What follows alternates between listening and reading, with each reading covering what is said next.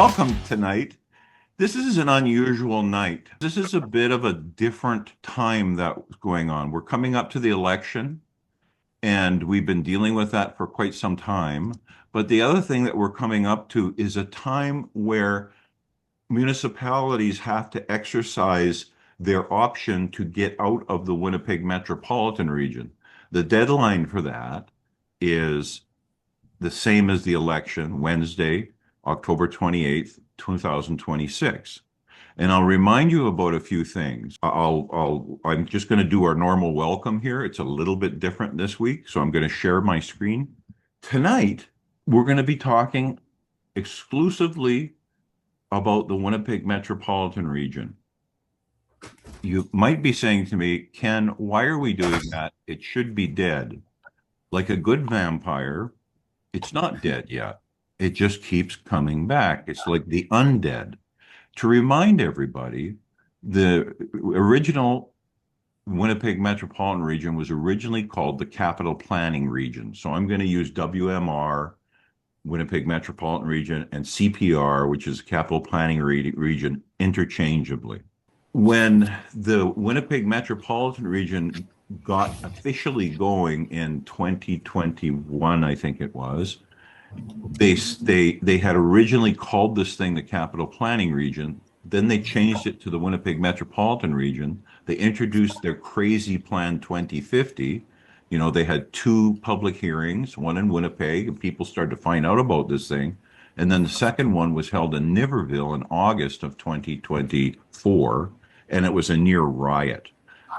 They had screwed up the way that they had arranged the meeting. So when they introduced their Plan 2050, they started calling themselves, instead of the CPR, the WMR. It was a blowout. It was terrible. It almost rioted in Niverville. And it wasn't because people were bad. It was because they organized it so poorly. They only had room for like 200 people, and somewhere around 1,000 people showed up. So they didn't know what to do. It was a real mess. In response to that, the Canoe government announced they were going to put in something called the Freedom Bill. And the Freedom Bill was going to give municipalities a chance to opt out of the Winnipeg Metropolitan Region. The problem is that the Canoe government and most governments never do anything straightforward. So what they did was, and we have a whole Zoom call on this, and if you go to the blog post which shows the agenda, you'll find out there's a couple of blog posts linked to it, and you can go directly to a explanation I gave that has a picture of a big round cartoon bomb on it. But what the NDP did was they said, well, we'll pass legislation to let you out. And if a municipality applies to get out before the election of October 28th, 2026, if they apply before that, all they got to do is write a letter to the minister, and the minister will write a regulation and allow them to leave. After the election, if they want to get out, they've got to hold public consultations. They've got like a 180-day announcement period. Then they've got a whole bunch of other periods, and there's some other timers that are running. And if they get through all of that and they write a letter along with the minutes of the public hearings to the minister, then the minister will consider. That's not what it says. It said may let them out. The minister may let them out. So they may never get out. And of course, this thing's costing millions of dollars. So the Canoe government set this thing up, in my opinion, to make it an election issue, because it was the conservatives, the provincial conservatives, that passed this thing and created the WMR. And it was the provincial conservatives that were in power when this insane Plan 2050 was launched.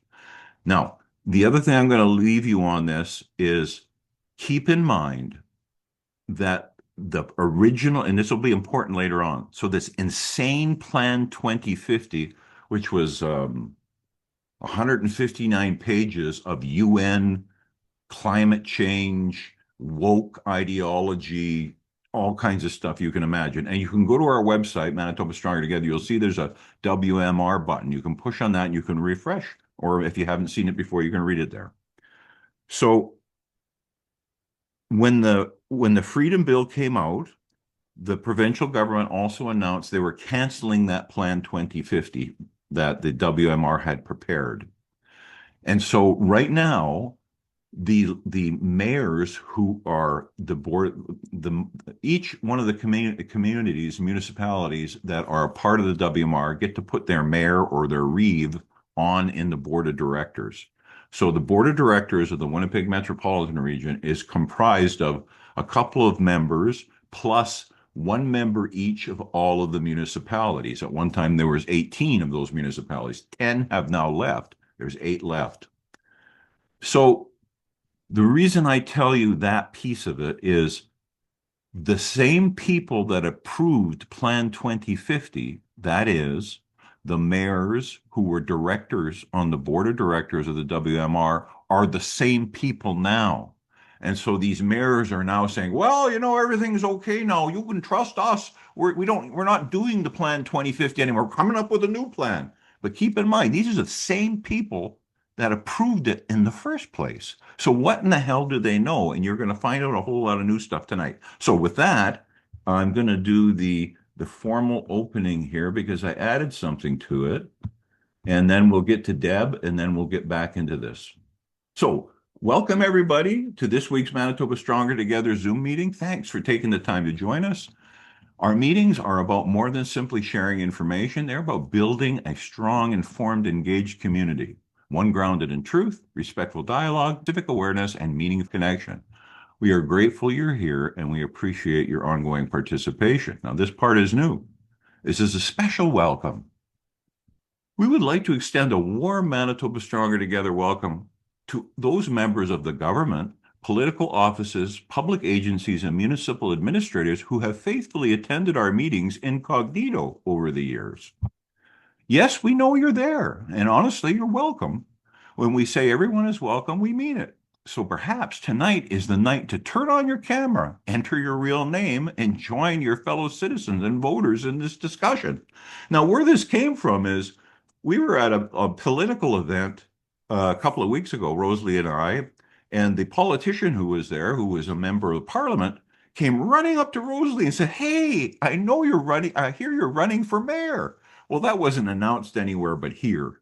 So obviously, And then we keep hearing constantly, well, you did this or you said this. And so going on to the meeting format, our meetings are typically run for about 60 minutes, probably going to go a little longer tonight. I'll try not to. Everyone is welcome to participate in the discussion. Please note that only the featured guest presentations, that'll be this, and portions of the meeting are video recorded. General discussion and participant interaction are generally not recorded. And we do that so that folks who are shy or maybe don't want their picture out there will still participate.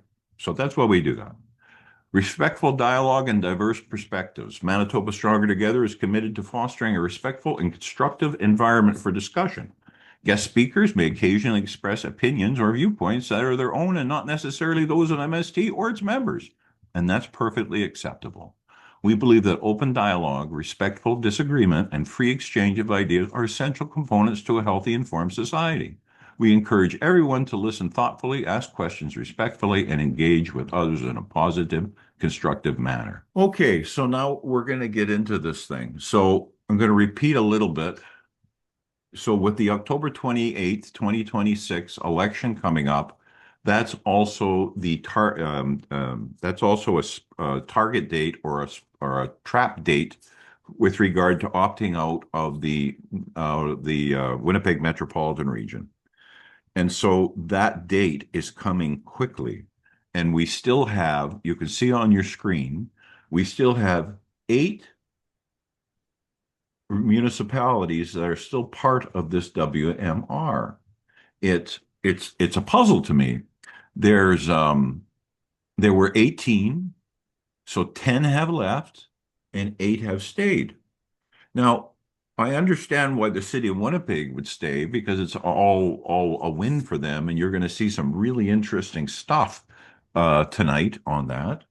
But I don't understand why the mayor of Niverville is in still.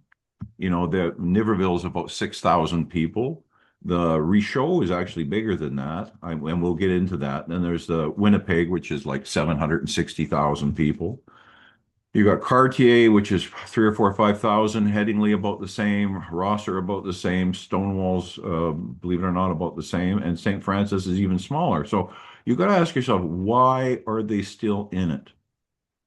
And what happened on the weekend is I did a post on Facebook and X and whatnot announcing this meeting. I did a pre-announcement. You guys got your agendas today, but I did a pre-announcement sometime last week. And so what I'm going to talk about right now, I had not planned to talk about, but the mayor of Niverville, Mr. Myron Dick, gave a comment on my post, and I'd like to thank him for following us on Facebook and feeling comfortable about making a post.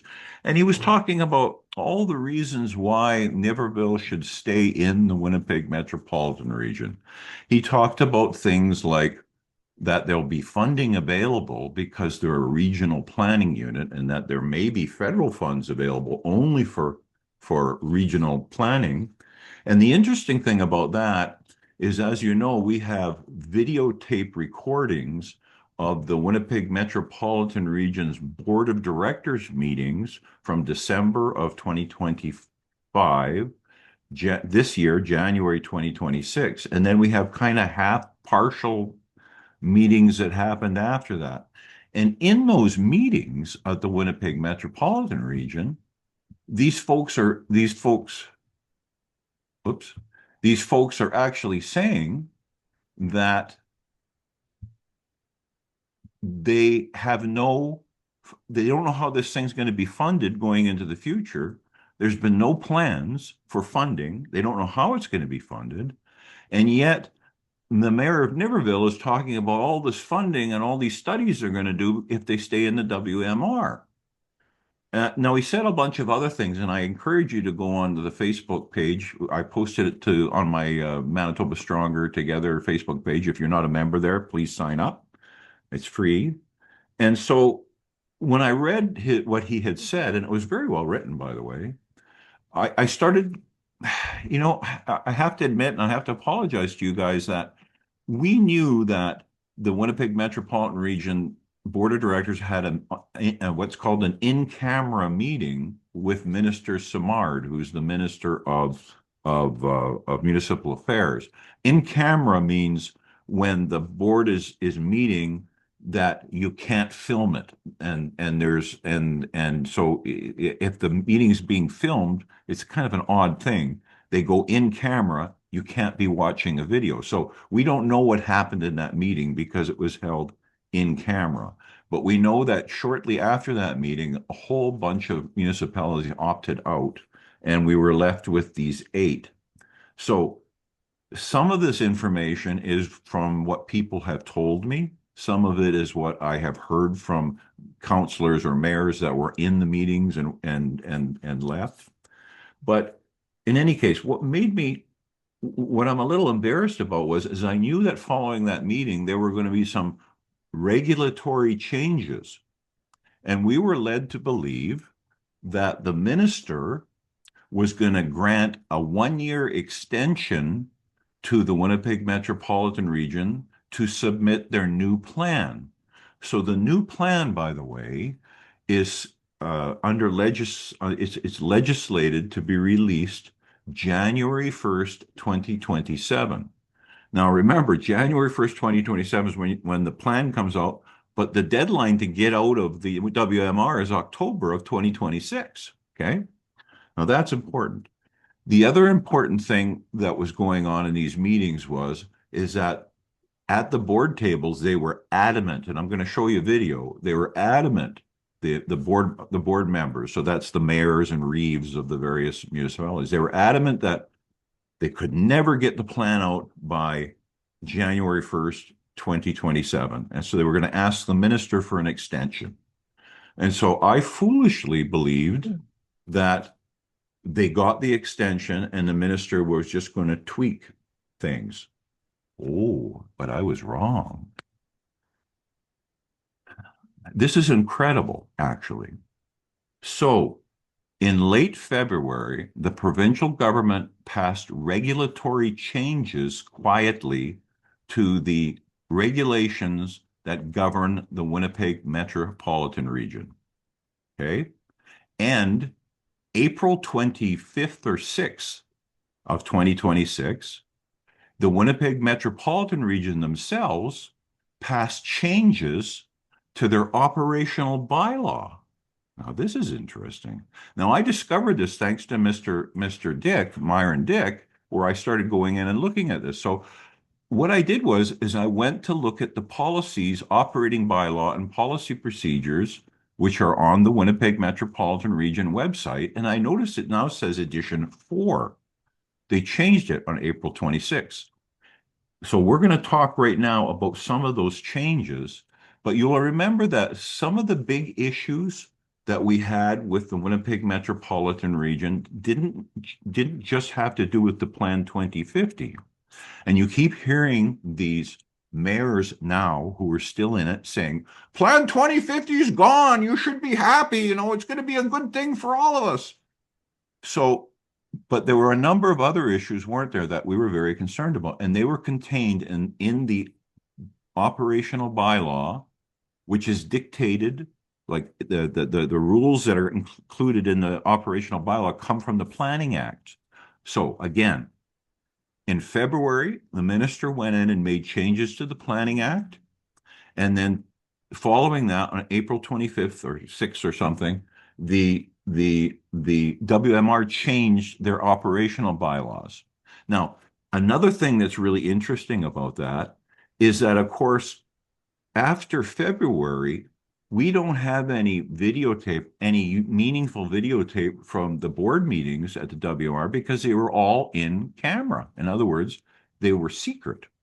And and the little portions that we got, the Winnipeg Metropolitan Region Board of Directors never discussed these changes. There were no documents that came out that said they were changing their operational bylaws. So how did they do that? It must have been done in the in-camera session, and that's an abuse of the in-camera allowance. They're not supposed to do that kind of stuff. So that's number one. Now let's get into what they changed. So the things that we were concerned about, apart from Plan 2050, which was a complete disaster, was that the Winnipeg Metropolitan Region had expropriation powers. Well, that wasn't changed. So the Winnipeg Metropolitan Region continues to have expropriation powers. Even if they're rewriting Plan 2050 and calling it the elephant's ear, they have expropriation power. The second part was City of Winnipeg veto. And I'm going to switch screens here because I've got this in detail, if I can find it. Okay, here it is. So what happened was you can see on the screen, it's a summary of what they've changed. And I'm just going to get this stupid stuff off there. There we go. But so with regard to the City of Winnipeg veto, Section 21 of the WMR operational bylaws, Section 21 used to describe how the WMR makes decisions. And it was a 3 or 4 point process. The first point, number 1, says all the directors get a single vote. And then the second point used to say, well, a majority of that vote rules. And that's all fine and dandy. But the third point in the original bylaw was that a majority vote is only valid if the people who voted in the majority represent over 50% of the population of the Winnipeg Metropolitan Region, right? Hope everybody's following me.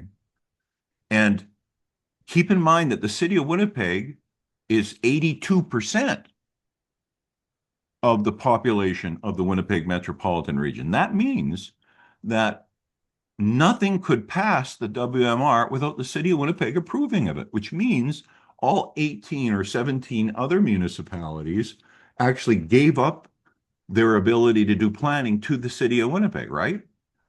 So now what the WMR did, and it's really tricky, is they made some changes and they've renumbered their voting to item number 23. And item number 23 goes like this. Item 1, every councillor gets a vote. Item 2, majority rules. Item 3 now says, well, there may be other provisions. Go look in the Planning Act. So I looked at the Planning Act. And what the Planning Act says, which was changed by the minister over the last couple of months. So the Planning Act now says this is how the WR makes decisions. Number 1, everybody gets a vote. Number 2, majority rules. Number 3, this is where the change is. Number 3, well, everybody gets a vote and it's a majority rules only applies or does not apply to any planning decisions or any budget decisions. In order to pass a planning decision, which is what the WMR is, right? Planning decisions that they buy at a racer, who cares? If they pass any rules with regard to planning or budget, a majority doesn't rule unless it represents the people who voted in a majority represent 66% of the population of the WMR. So it went from 50 to 66%, but City of Winnipeg has a veto power. So WMR, nobody's going to tell me. I could be wrong. Maybe I'm a cynic. Nobody's going to tell me that the WMR, when they changed their bylaws and excluded that term and referred to the Planning Act, they thought we weren't going to go look at the Planning Act. So the City of Winnipeg veto has gotten worse, if it could. I mean, 50%, 66%, who cares when they've got 82%? But the City of Winnipeg veto is still there. So those were some of the really big issues. And you can see I've got a summary of changes on the screen here. There were some other changes they made about terms. So they generally now are calling it a regional plan rather than the Plan 2050. They've made some changes where before the minister used to appoint the chairman and 4 members to the board. He doesn't do that anymore. The board itself elects who's going to be chair, and then the minister appoints 2 board members. They've also added a temporary chair. They changed the quorum rules. What else is here? Yeah, I've talked about the voting already. I'm just trying to go by here. This is an interesting one. Number 8, public access and electronic meeting rules. The original bylaw allowed board meetings or public meetings to be conducted in whole or in part by electronic means and required public electronic access for open sessions. But it doesn't mean that they're allowing videotaping. And I guess that's why they've been in camera the last few times, because they must have made decisions in camera that they shouldn't have, given they changed the regulations. Special board meetings are to be closed to the public. Some meeting rules were tightened. New record notes a new item regarding the visible new text adds restrictions to props, banners, displays, clothing, or messages that can be considered inappropriate or inflammatory in the board meeting. So if you come in there with a Manitoba Stronger t-shirt, it'll be inflammatory. So those were some of the changes that they just made. So remember, we had serious concerns with Plan 2050, but that wasn't all. We had concerns about expropriation. We had concerns about the veto power of the City of Winnipeg and whatever else had just slipped my mind. But so there was a number of things. And again, what made me think about that is when Mayor Dick from Niverville made his commentary, he didn't seem to be aware that we were concerned about the City of Winnipeg veto. And one of the other things, and you're going to see video on that shortly, one of the other things that's amazing about that is he was attending the board meetings of which we have videotape, where they're all talking about, we're going to, some members who are now no longer part of the WMR said, if that doesn't get changed, if they don't change something about the voting, we're out. So Myron Dick, the mayor of Niverville, is fully aware of that because he was in the meeting, but he doesn't seem to be aware of that in his commentary.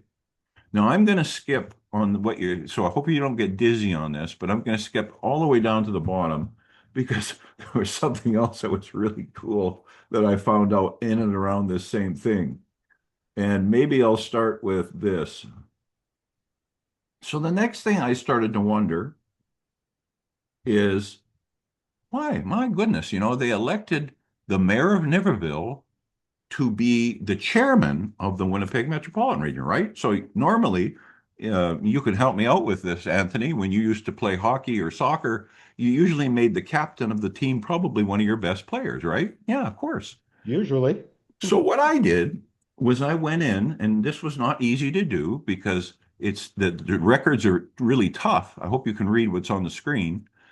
I went in and I took screenshots of all of the minutes of the meetings of the board from 2024 to 2026 from the Winnipeg Metropolitan Region website. Took them all. And then I analyzed those to see who showed up at the meetings. And what you're looking at on the screen right now is you can see during that time there were 18 board meeting minutes. There were 3 missing, by the way.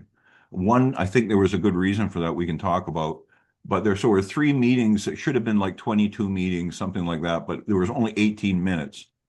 Anyway, the bottom line is you can see each of the people who are currently on the board and how many meetings they that were held and how many meetings they attended. And if you look down here, the mayor of Niverville, out of 18 meetings, showed up for 9. So he had only attended the board meetings 50% of the time, and 3 or 4 of those was on Zoom or on some other internet, according to the minutes of meetings. So my question is, why in the heck would they elect a person who couldn't be bothered to show up for 50% of the board meetings, to be the chairman?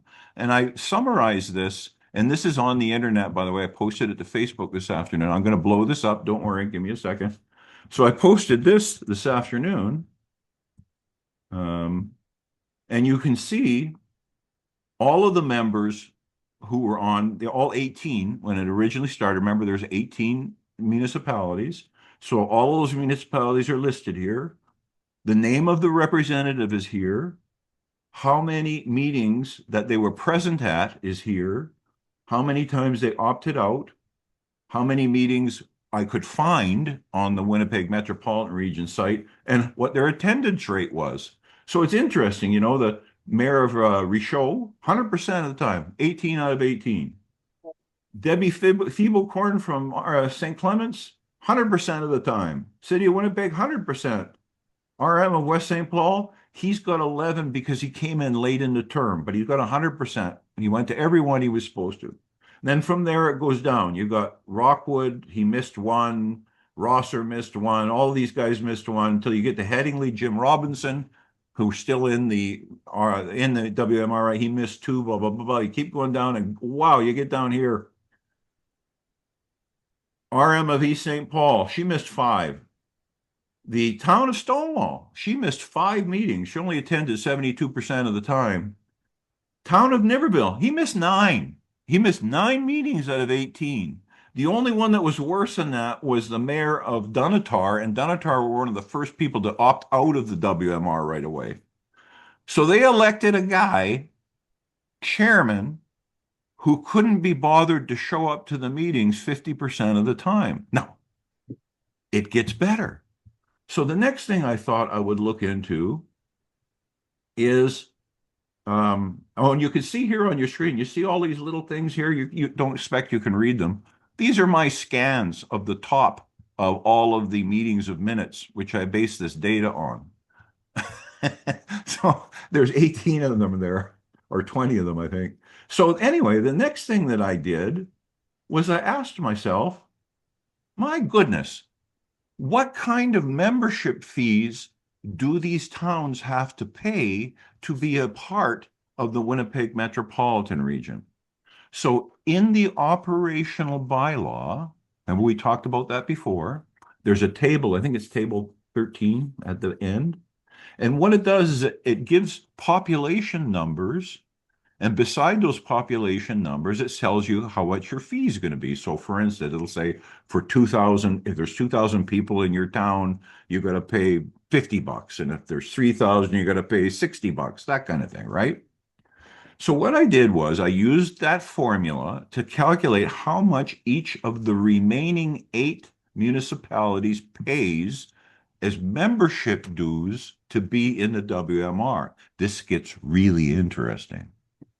So you'll see that in Niverville, for instance, they have a 5 to 6. They have just under 6,000 people, so they pay $6,000, about $1 a person, right? Cartier, there are 3,300. They pay $4,100, so on and so forth. This is all comes from the operational plan and bylaw. You can go look this up on the internet. And then you come down here to City of Winnipeg. City of Winnipeg pays $33,700.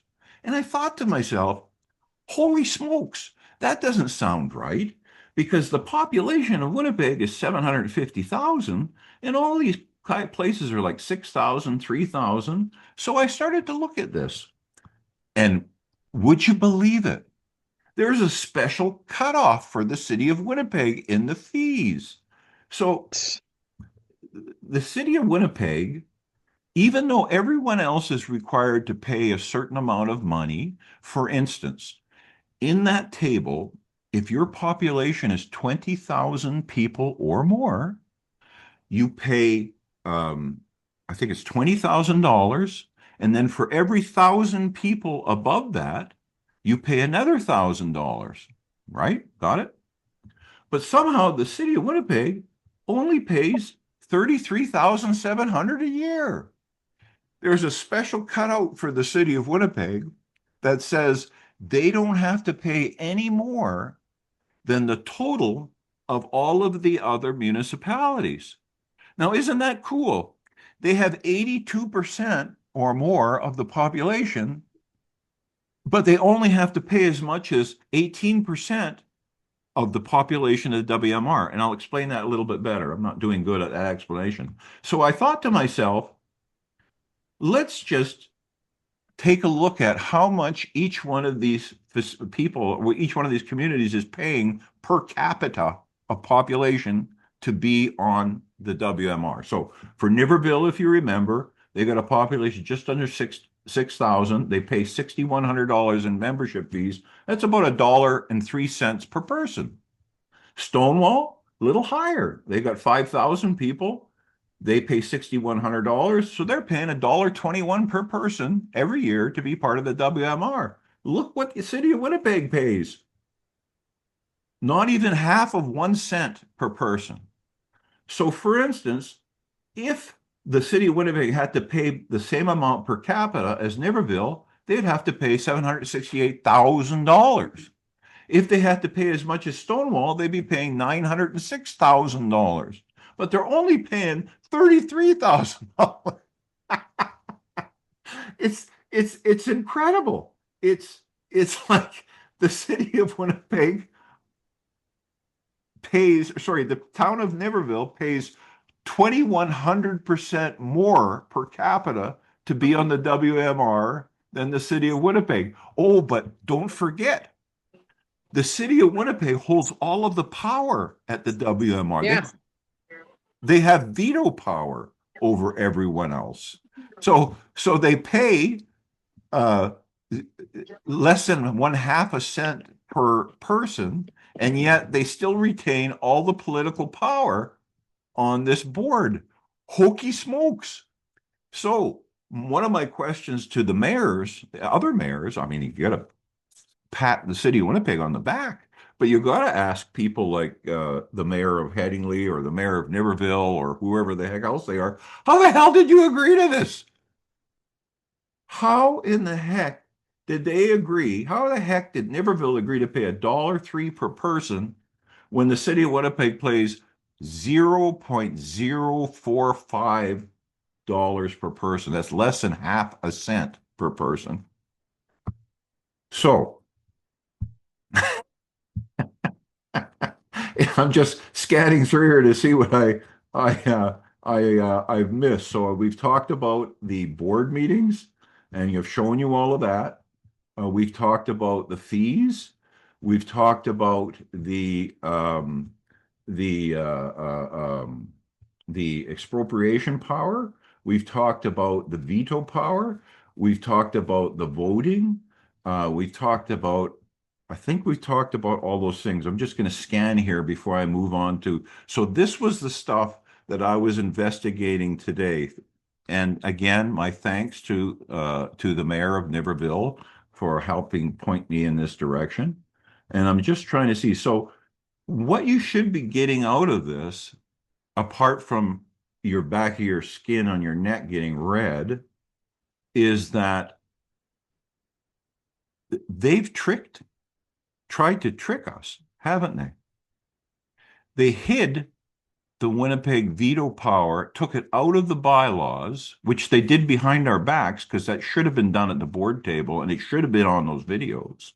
So they took that voting out of the bylaws, thinking we wouldn't look further than that, and kind of hid it into the act, the planning act. Oh, sorry. Oh my goodness. I did forget one. The other thing they did, they changed the requirement for public presentations of the new plan. In the original Planning Act, it says that the WMR has to hold two public meetings, just like they did last time, one in Winnipeg, one in Niverville. This time they've changed it. They only have to have one public consultation. So, so if you're not mad yet, you're a lot better than I am because they're hiding the voting, the veto. They're pretending the expropriation isn't there. They've changed the public consultation from two meetings to one. They never got an extension on the time. And if you remember, some of you, we took you through some of the videos of the board meetings in December and January, December last year, January this year, where they were all saying, I'll remember it very clearly, where Jennifer Freeman, who was the executive director, was talking about when they were going to have public consultations on this plan, which nobody had seen yet, and they were going to start consultations in February. And now, according to Mayor Myron Dick, they're going to start those public consultations now in June. Trust me on this. Even though they don't have the plan, they don't know what's in it. And yet they're ignoring all these other things and they're changing public consultation process. They're changing the voting. They're doing all kinds of things. Now, I have to admit that I haven't analyzed every single word and every single thing. So I don't know if there's other changes they've made I've missed. But you can get a feel for, my eureka moment this morning when I saw this. Now, go ahead, Deb. One thing I was going to ask, these in-camera sessions, I know it's going back a little bit, but is there any way the public can force information out of those in-camera sessions? Yeah, well, the procedures, I can't remember if it's the procedures bylaw or if it's the Planning Act, specifically state when they can go in camera. So the only thing I could suggest is we could challenge the fact that they went into camera and what the hell was going on because these decisions were made. I don't know beyond that, but I would suggest that's something we can do. And it does say in either the act or the procedures. I should have pulled it out, but it does talk about when it can go on camera. But it's things like you're talking about somebody's salary, or let's say there was an allegation of abuse or something. It's stuff that are very private and personal. It's not supposed to be hiding the fact that they changed the voting or they hid the voting.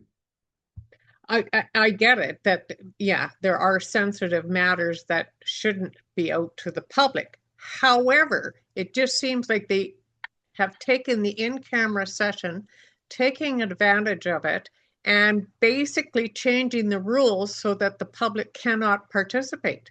You got it. You're absolutely right. And I didn't know about this till this morning. So the next thing I wanted to show you where the hell is it here? Ah, here it is. I think you deserve a little something. This is going to go a little fast, everybody. When you watch this on your own, because it's on Facebook, it's on our Manitoba Stronger Together Facebook page, you can obviously pause it and you can read things as it goes by. But we don't have time for that, so I'm just going to play the whole thing for you. Here we go.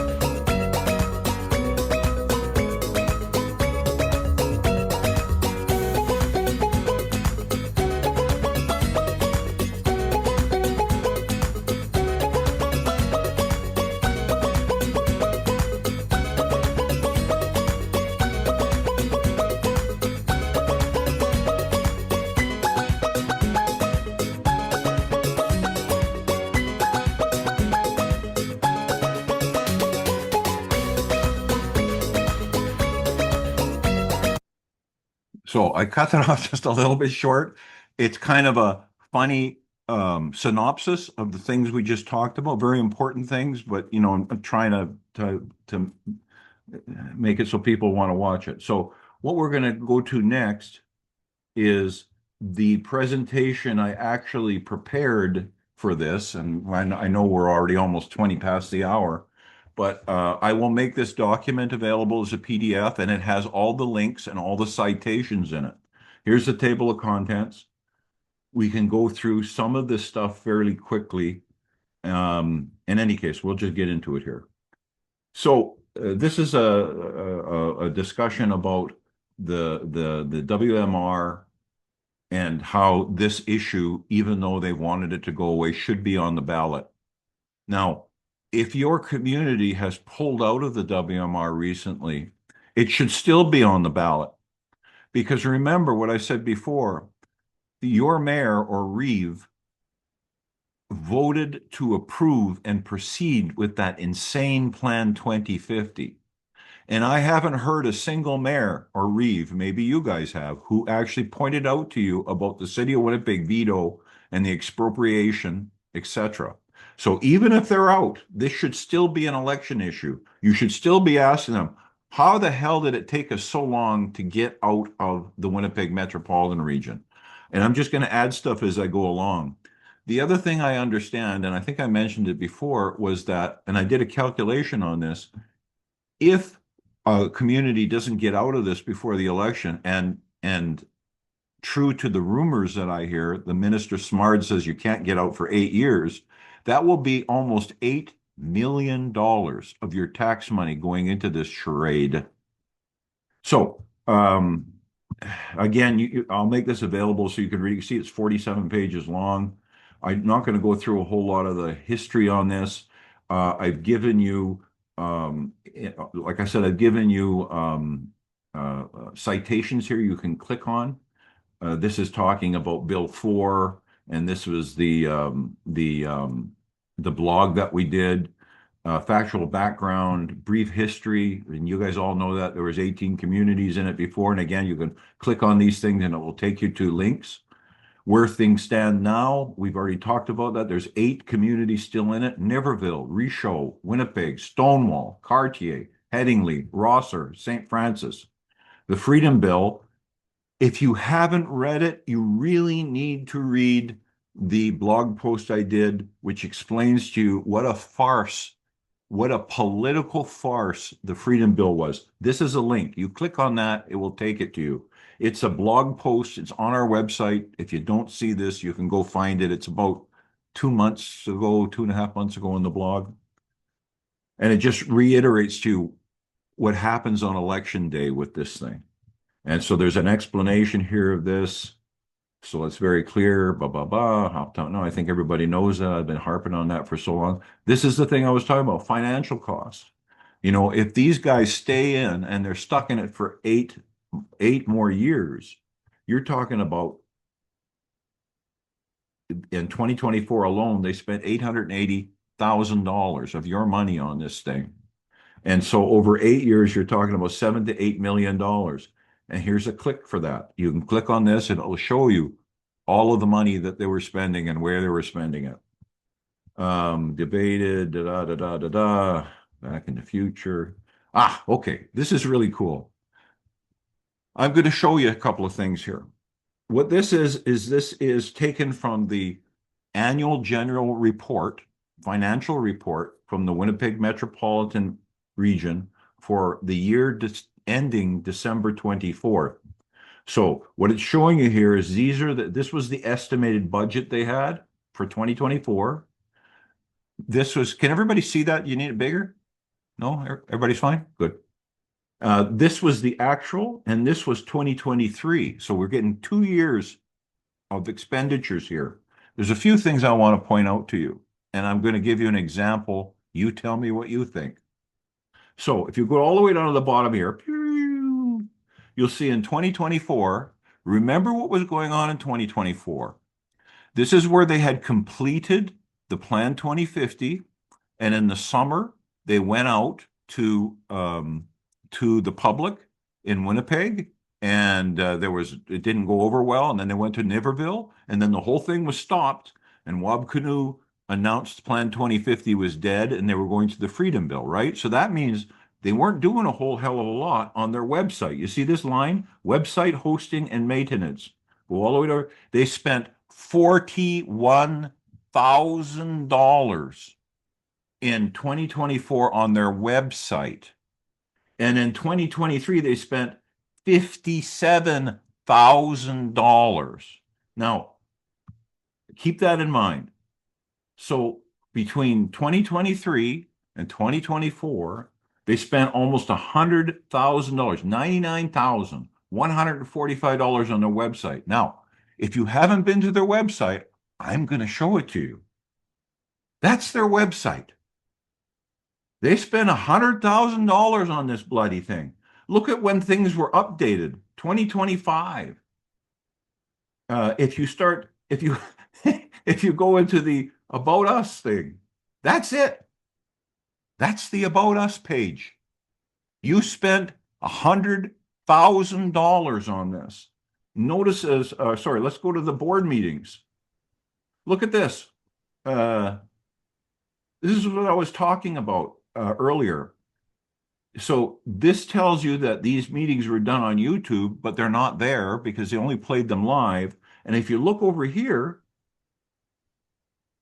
if you click on this as a little eyeball, you get the agenda. And if you click on this, you get the minutes. You'll see that the last two meetings, April 16th and April 27th, 2026, there were no minutes out yet. And if you go back in 2025, look at that. They were supposed to have 12 meetings, and look at, they had 1, 2, 3, 4 meetings. 4 meetings. And you paid $100,000 for this. Now, just because you don't want to take my word for it, I'm just going to flip this over. Guess what? This is the website for the rural municipality of St. Clements. Look a whole lot different. Do you know what they paid for this last year, 2024, including maintenance? Wait a minute, I'm just going to show you more to strike this home a little bit.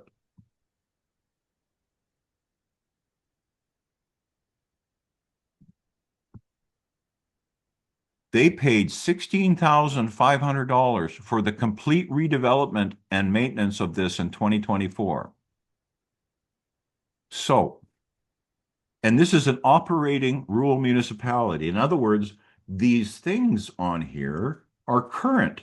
Like when you go and look for something, it doesn't say news and announcements, and then it shows you something from 2024. And I'm just going back to the Winnipeg Metropolitan Region here because it's kind of funny, except how much money you've paid for it.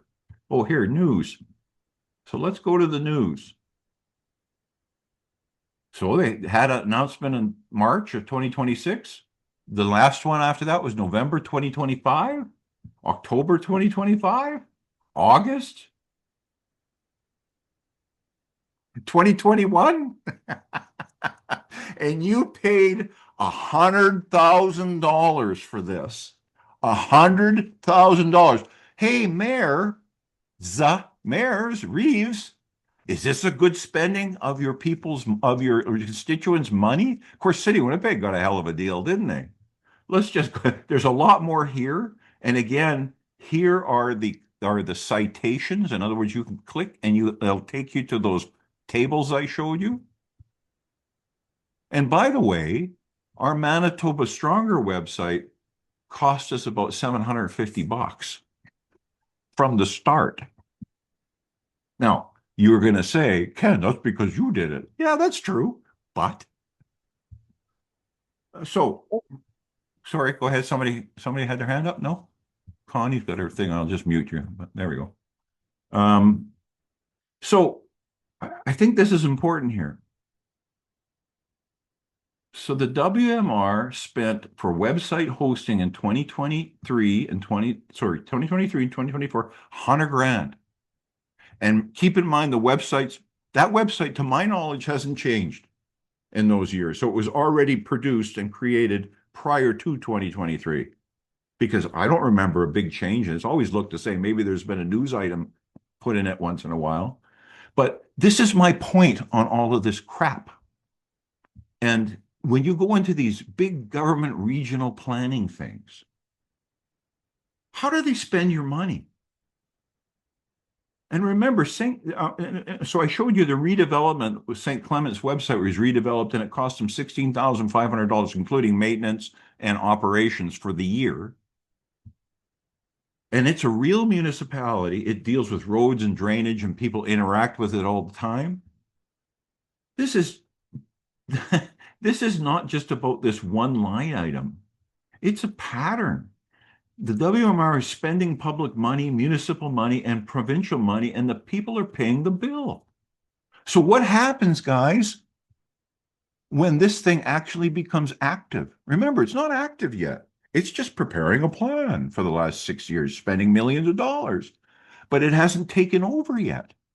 So if they're spending like a drunk sailor already, what are they going to be like when they're actually operating and they have an operating staff and budget? I'm just going to go back up to the money again. And I just think it's worthwhile for you to see what they spend on accounting.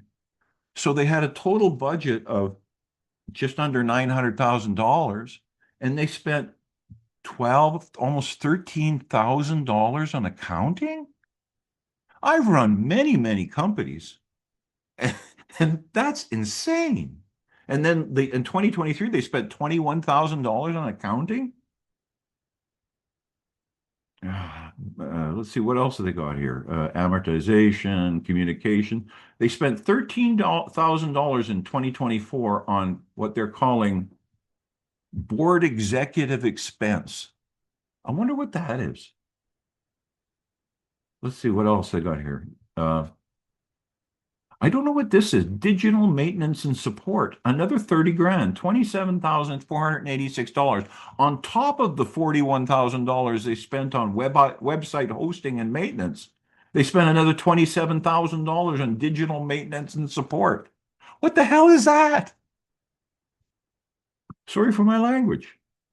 They spent in 2024, after the regional Plan 2050, had been completed earlier that spring, and all they had to do is roll it out to the 2 community meetings, they spent $118,000.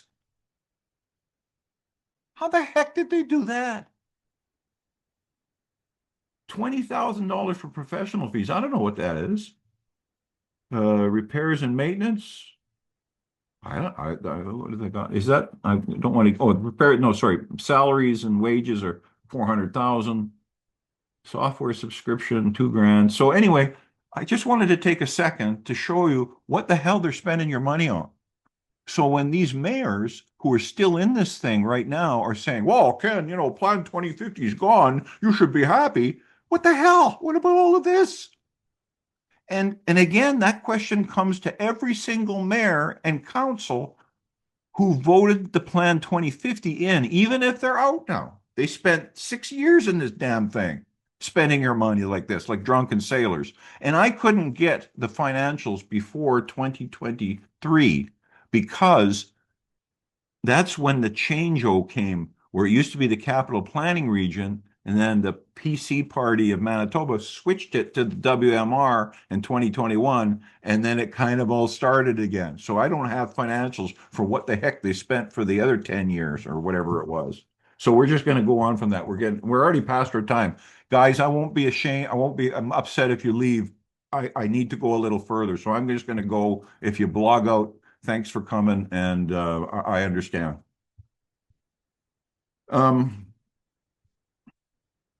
So can we blame just the mayors and the Reeves for this?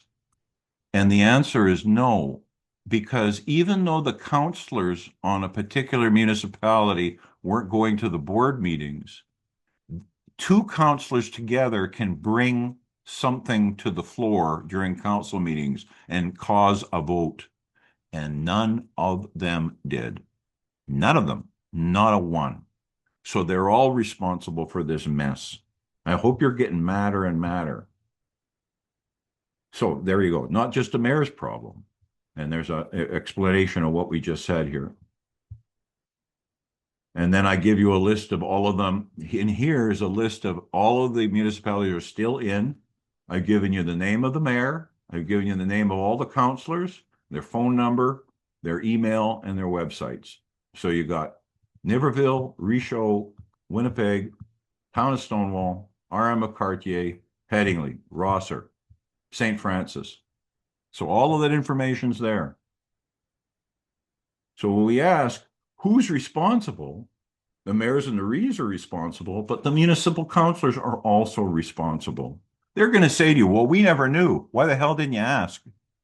Why didn't you ask?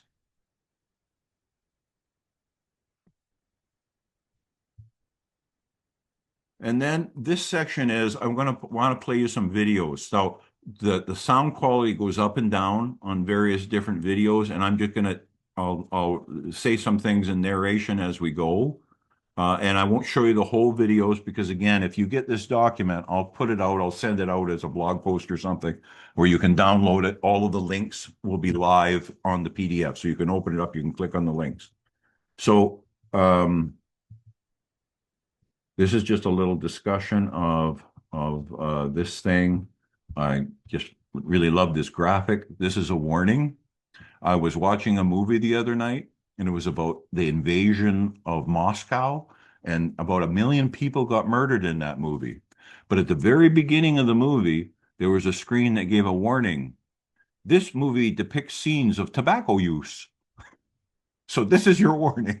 This is your trigger warning. You're going to get triggered when you see these videos.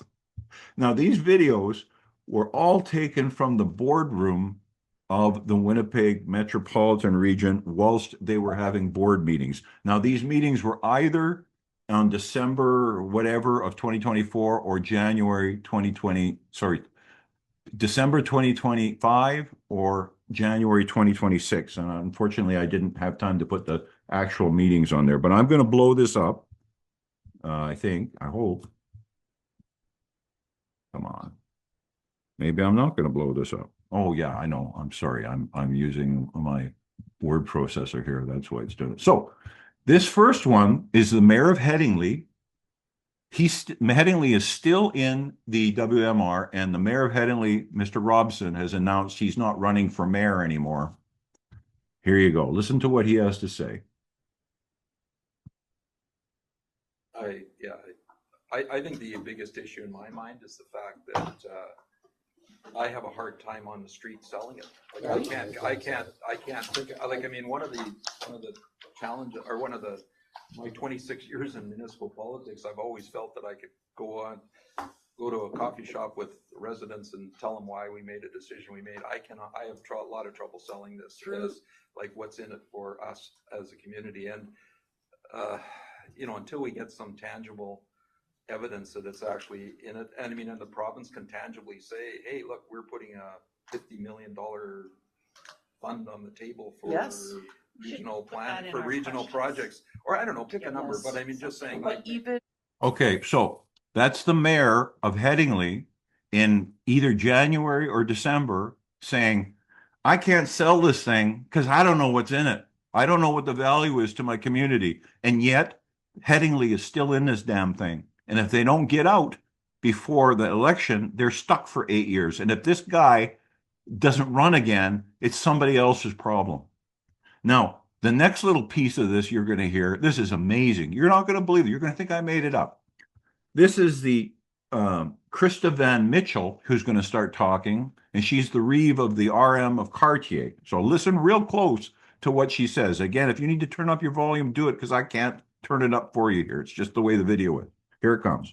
I got stopped on the street at the coffee shop, and right now we're doing a strategic plan for Cartier. And so we're asking the members of the public to come.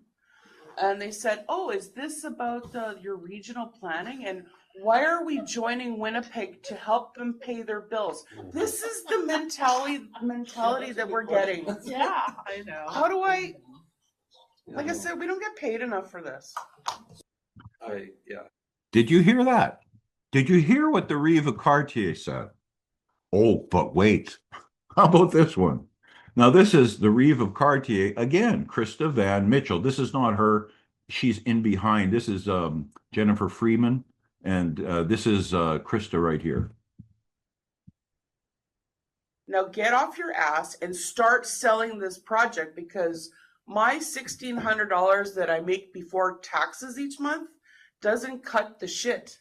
You either own this and you say, look, we are supporting it. We are saying this plan is going forward with or without whoever's here. And we're taking ownership. And the ones that are staying, what the benefit is, I don't know. But I want to hear those things from Minister Smart. And if he doesn't say those two things, we're out. So she says she don't know what's in it either. And again, this is like either January or December. She doesn't know what's in it. And it's not worth her while for her $1,600 to have to deal with this. Go ahead, Anthony. Yeah, the chair for WMR is actually going to the council meeting in Cartier tomorrow as a delegate. So he wants to convince him to stay in, I guess. You can't make this stuff up. This next one, I can't remember who this lady is. They're out now, but the discussion is important. They're seeing that, feedback from the residents want us to opt out, and we haven't been able to deliver the reasons why we should stay. And the conversation today is great. If we can get those answers from the minister next meeting and report back, I think that's fantastic. I do believe in a regional plan. But again, like we've all just said, if we have nothing to present, it's fluff. And fluff means nothing. Fluff. So after 6 years, they've only got fluff, according to her. And that, by the way, I can't remember what her name is, but her municipality pulled out right after that, opted out. Now, this one is really cool. That's why I put some text here for you. This is Jennifer Freeman right here. And she's giving a presentation to the board of directors about a survey they did.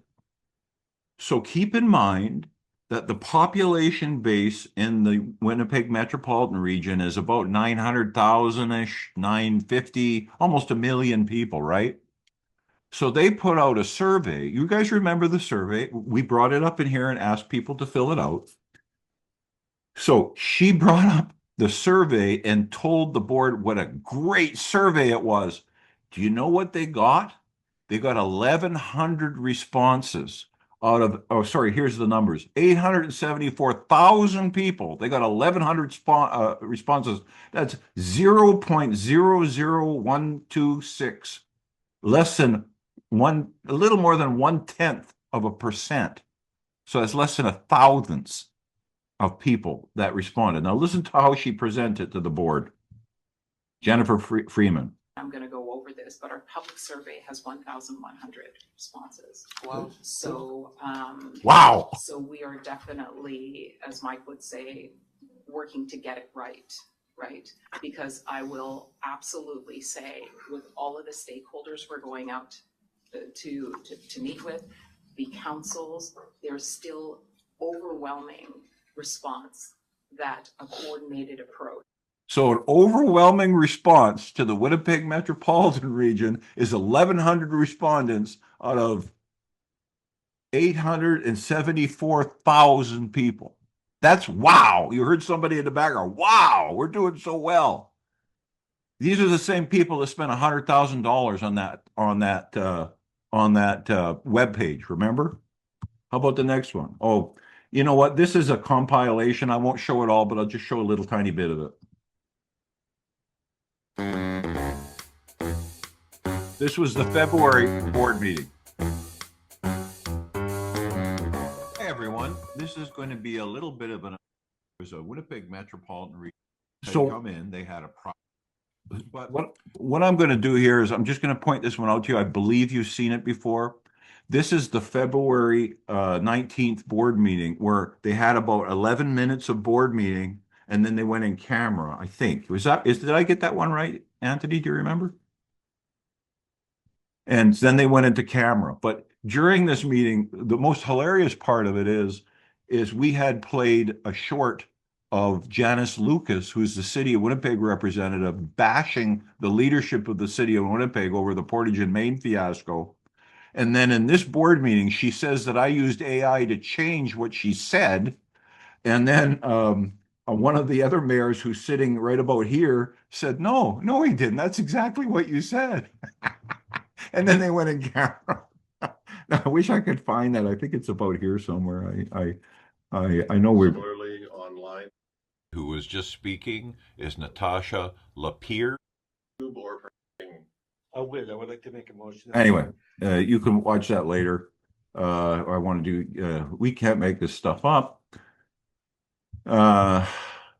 This was another compilation I did of a whole bunch of crazy clips where they're talking about nuclear power plants and they're talking about, like, you can't believe some of the stuff. This is from the board of directors meeting of the WMR.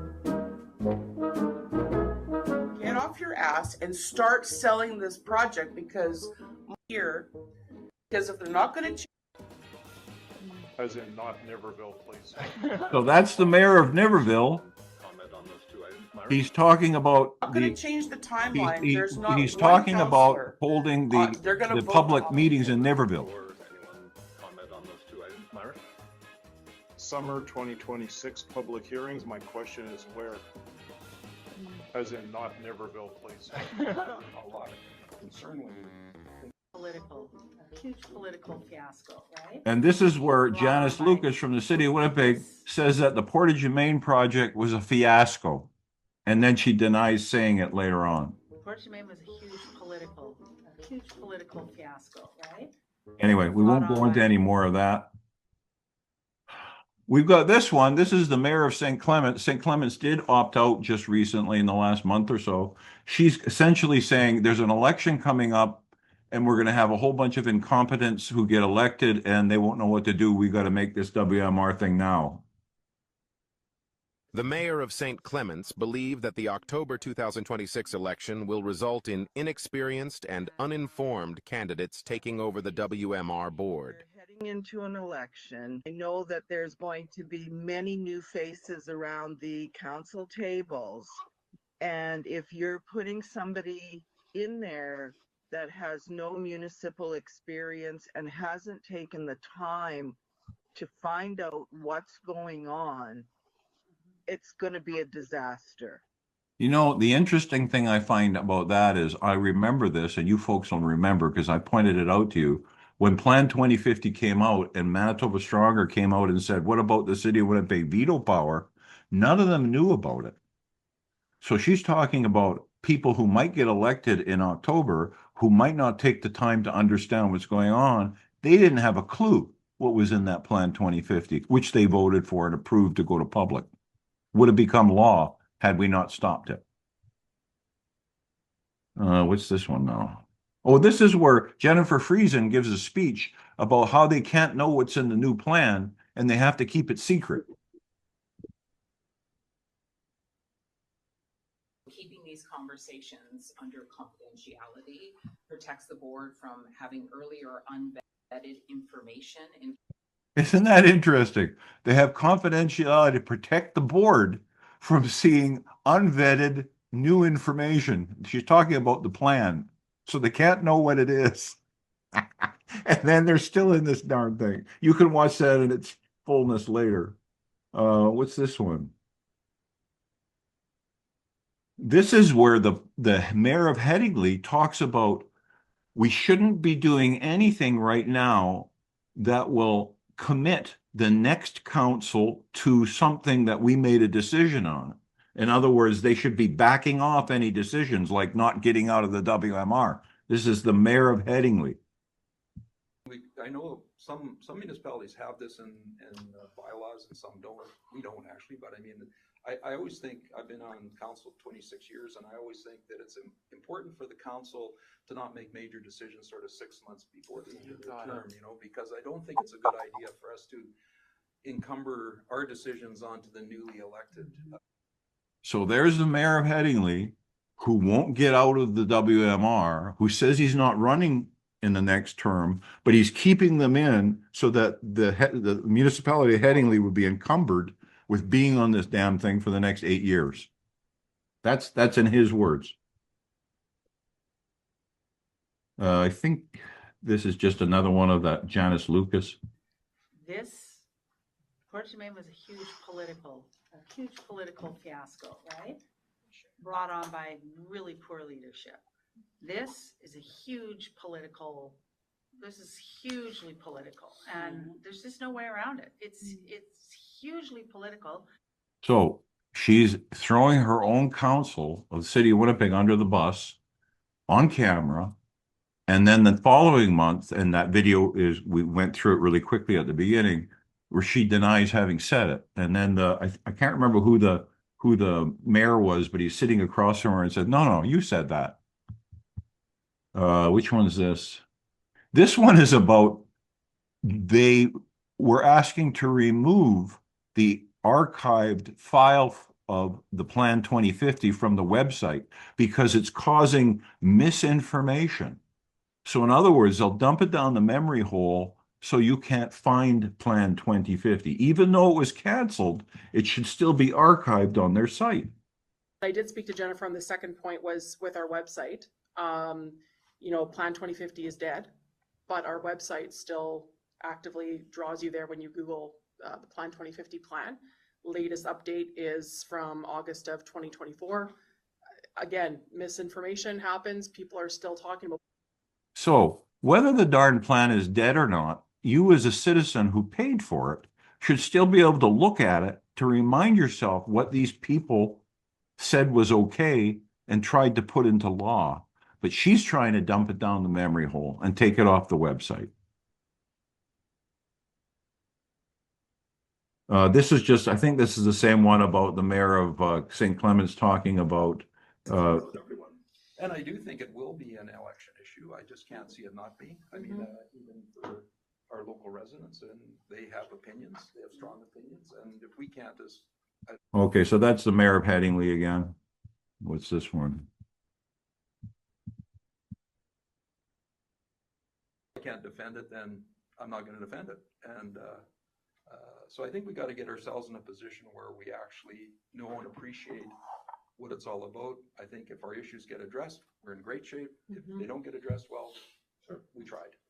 So after 6 years of this, the mayor of Headingley doesn't know what it's all about after 6 years. Let that sink in. He went to all of those meetings And he says right here, he doesn't know what it's about. But he's got to be convinced so that he can tell his residents, and somehow he's still in the WMR. Yeah, I think this is the same thing. Let me just see. I find it really disappointing that we're 6 years into a plan that still can't be adopted, and that our province is spending money out there globally to attract industry come to Manitoba, but we don't have infrastructure for that industry. So instead of spending the money on plans like the WMR to give us, more money to progress this quicker, or bring somebody to the table to help us progress it quicker, we're spending money out there saying, come to Manitoba, build in Manitoba, but we actually can't accept them. I think that we need to have someone from the province at our So again, after 6 years, this is another mayor. I'm not sure who that was, by the way. I have a feeling I know who it is, but I'm not sure. So after 6 years, once again, you hear it with your own ears. They're sitting around the boardroom table saying they don't know what the hell they've been doing for 6 years. And I think that was Carla. I think that was Carla, yeah. These are the deal breakers, they say, which got all broken just now, by the way. Here we go. This is the mayor's talking about. I think, in my mind, there's 3 deal breakers from our perspective. One is. That's the mayor of Headingley. Now you listen to what the deal breakers are, and then you ask yourself, why the hell are they still in? Is what the plan actually says, which I think. What the plan actually says, they don't know. Working on, and that's going along fine. I mean, haven't seen it yet, but I mean, There you go. He hasn't even seen the damn plan yet. So they're keeping the board in the dark. He hasn't seen it. He doesn't know what's in it, but he thinks that's fine. Let's assume it meets what a lot of our expectations. The second one is the timeline. Like if you're going to pressure. So the timeline was they had to submit the new plan by January 1st, 2017 or 2027. And they didn't get an extension on that, by the way. I checked the act today. They didn't get an extension on this. That's strike 2. So he doesn't know what's in it. That's strike 1 out of his 3 deal breakers. Strike 2, he didn't get an extension they were trying to get an extension to January 2028. If the pressure from the province is October, well, I think there's a lot of decisions that are going to be made between now and then. Yes. And the third one is basically how the governance is going to work around the table, like voting rights and. Okay, so what he talked about there, his third strike was voting rights. That's what we talked about before. Remember, there used to be the Winnipeg veto in their operational policy, but in April, they took it out of there and hid it back into the planning document, and it's still a City of Winnipeg veto. So, Mr. Mayor from Headingley, you said you had 3 things, and all of them were gone. So he should be out, but he's not. So you have to ask your question. Those people in Headingley got to ask the question, why are they still in? He said we'd be out if they didn't know what was in it. They don't know what's in it. They'd be out if they couldn't get an extension to the schedule. They didn't get an extension to the schedule. And the third one, or actually it was the second one, was they'd be out if, what was it? Help me out here. Voting. And they didn't get any of them. So why are they still in? That's the mayor of Headingley. And what's this one? I think this is talking about the voting as well. Hold on. Like it comes down to the governance aspect, because that's fine to say they're getting this. That's great. Surely I'll be glad of the victories, but the governance model will dictate how those victories are awarded, or how those priorities are selected. And right now we have an absolutely inappropriate, unacceptable governance. So there you go. He's talking about the City of Winnipeg veto. It's a completely unacceptable, unworkable governance model, but they're still in. So it's one of the things I want to do here is, it's just not me saying this. They're saying it at the board meetings. Oh, here, this is another one. Now, one of the things that the mayor of Niverville put on the Facebook in response to my post was that all this money is going to come in. If we're not part of the WMR, we won't be part of all of this money. Listen to see what they say behind closed doors in the board meeting about the money. Here it comes. Listen close. If we haven't got the say at the table, we're sure not gonna have the say at the funding. So the minister, and we talk about the regional plan, like if we're all in the same region, if this ever gets off the ground, is there any idea what, say, a future funding model would be?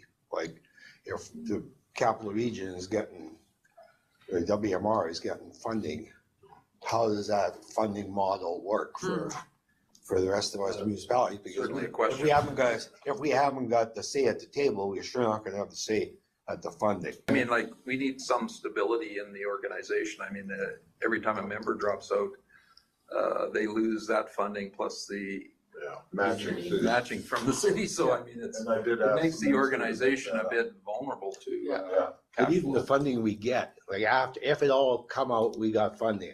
Is there a plan for the funding? There should be. I don't think there is, but there should. So you heard it.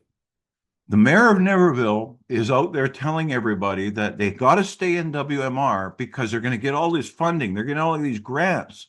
But here at the boardroom table, they're telling you they got no idea where the money may or may not come from. There's no plan for funding this thing beyond getting the plan, the new plan 2050 or whatever they're going to call it, come out. So it's all lies. So I'm not accusing the mayor of lying, but he obviously doesn't know what the hell they're saying at the boardroom table. Maybe he was at that boardroom, by the way. He was in that meeting. Let's go to the next one. Oh, this is a good one. They actually talk about the city of Winnipeg veto. There's all this talk about the plan and what we've done and building it and everything else. And I'm just going to take the elephant out of the room that my question is, and the thing that I think everybody is waiting for is how the voting is going to be weighted. That is all dependent on how many municipalities you are going to have sitting at the table when it comes to this. And that's the question that doesn't seem to get answered at any of the meetings that we've had or any of the stuff that we've talked about. And that is the biggest concern, especially with my municipality, is the weighting of the votes. And once that gets figured out, you will know how many people I think you're going to have sitting around the table. And Wes, I think we're going to find out in February. Yeah, that can only be answered by the province. So they found it in February, didn't they? They took it out of the operational procedures and left it in the Planning Act. And so City of Winnipeg still has a veto power. And so it's not like they're not aware of it. So conclusion, holy smokes, man, we're sure moving here. Conclusion, the choice belongs to the people. So tonight we've looked at the WMR from several different angles. We've looked at what it is. We looked at how it was created. We looked at what it has become. We looked at the failed Plan 2050. We looked at the cost. We looked at the board meetings. We looked at the municipalities who have already decided to leave and those who have decided to remain. And after all of that, the question is not that complicated. Why are municipalities still in the WMR? This is the question every resident should be asking. Not in anger, not with personal attacks, not with bitterness, but with clarity, persistence, and determination, because this is not a small issue. This is not just another committee. This is not just another government acronym that ordinary people can safely ignore. The WMR touches local planning, local authority, public money, long-term development decisions, and the relationships between municipal councils and the people they're supposed to represent. Remember when we did all of the analysis on the failed Plan 2050 and showed you what was in it? They even had worshiping of idols in there. I think it's on page 27, if I remember. Believe me, it's in there. You go look. There's stuff in there about immigration rates during COVID. There's stuff in there about zero carbon farming. There's stuff in there about they're going to come onto your property and survey and create a database of everything you own. And it goes on and on and on. High density housing. in rural areas, and we just fought this in St. Clements in November. They wanted to put an 82 or an 83 unit high density, low income housing unit right next to the fire hall on two blind corners on Henderson Highway. So that would be 80 some odd units, 1, 2, and 3 bedroom. You're talking about 180, 200 people living there with, I don't know, 100 cars right next to the fire hall and on two blind corners. And we defeated that, by the way. So that's the kind of stuff they're doing. This is not just them spending money on websites. They want to take over the planning and they want to do it centrally. And in those board meetings, they talk about a regional plan, a regional plan. That's not what this is. This is central planning. We haven't seen the new plan yet. But even without the new plan, expropriation powers, City of Winnipeg veto, one public consultation instead of two, and on and on and on. So before the election, councils can still act. They can opt out. They can protect their municipality. They can wait for the new plan. They can review it publicly. Then they can consult their residents. And if the new council believes the new plan is in public interest, they can choose to opt back in later. There's no cost. They can opt out now, be safe, and then they can opt back in. Now, again, one of the things, I hate to have to pick on him, but he was silly enough to write this thing. And I thank him for writing it. One of the things that the mayor of Niverville kept saying in his Facebook article was that if we don't have a seat at the table of the WMR, we won't know what's in the plan. What did you hear them say at the boardroom table? They don't know what's in the plan. They haven't seen it. Remember, this freedom bill came out in October, originally in October of 2024 after the Niverville debacle. So from then till now, it's like a year and a half or more, and they still don't know what's in the plan. What the hell have they been doing for the last year and a half? And they're going to they won't know what's in the plan unless they have a seat at the table. They don't know what's in the plan now. Go ahead, Rosalie. So just two questions right now. Number one, for the councils that don't opt out in time, but if new people are voted in, let's say hypothetically a whole new council is voted in, that doesn't change anything for them, right? They're still in it for 8 years. There's no choice. Yeah. Okay. Yeah. According to they passed a regulation that changed the act, and we've talked about that many times.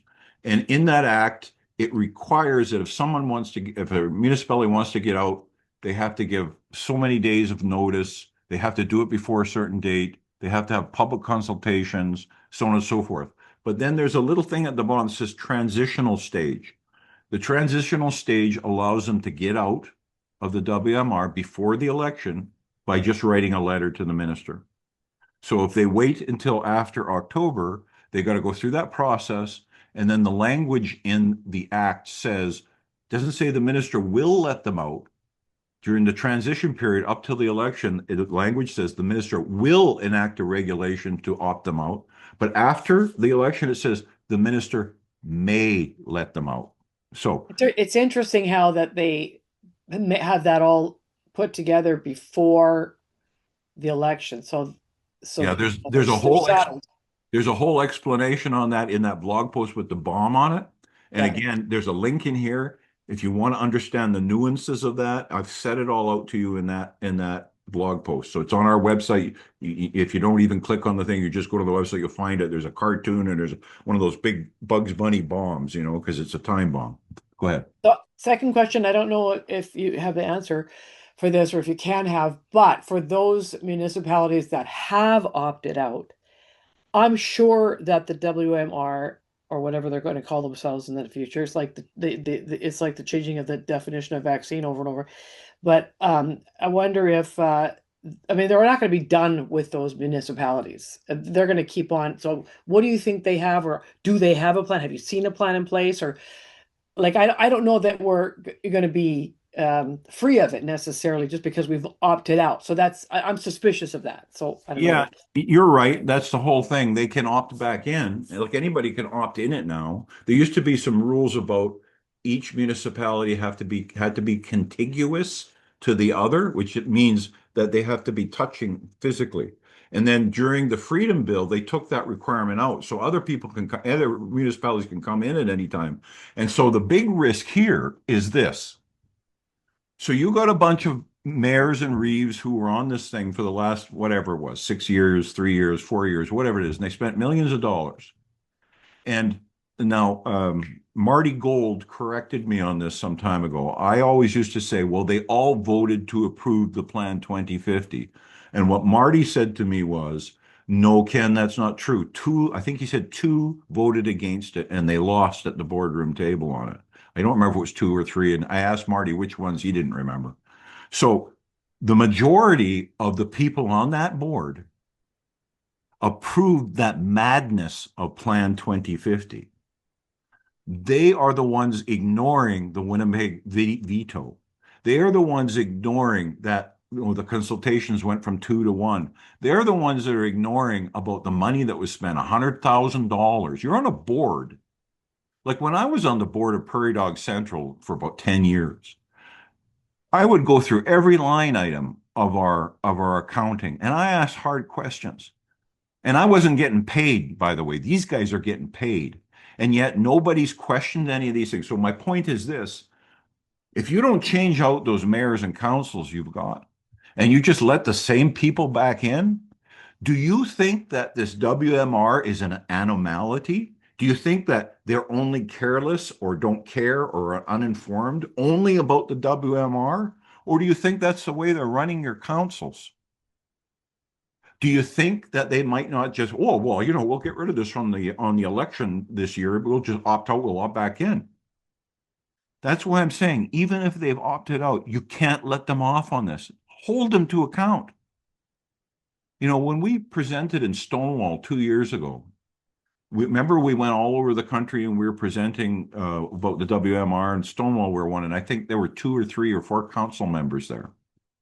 And one of them said to me, if I remember, well, we didn't really know because we didn't understand that. And I said to them, why didn't you ask? You've got 5,000 or 6,000 citizens in your thing. Why didn't you send an email out and say, hey, listen, does anybody have planning experience? We need some help. I said, if I had gotten an email like that, I'd come in and help you. So it's no excuse. So again, you got to do something about these people.